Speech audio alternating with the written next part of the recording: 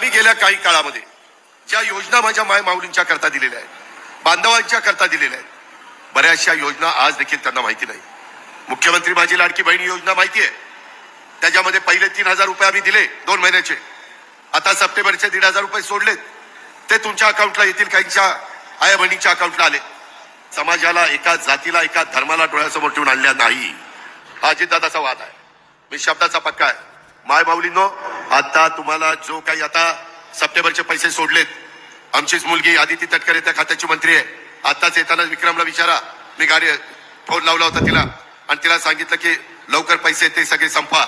ते संपवले की पुढचे पैसे सोडतो आणि मग तुम्हाला आचारसंहिता लागायच्या आत माझ्या माय माऊलींना ऑक्टोबरचे नोव्हेंबरचे 3,000 रुपये परत तुम्हाला पाठवतो.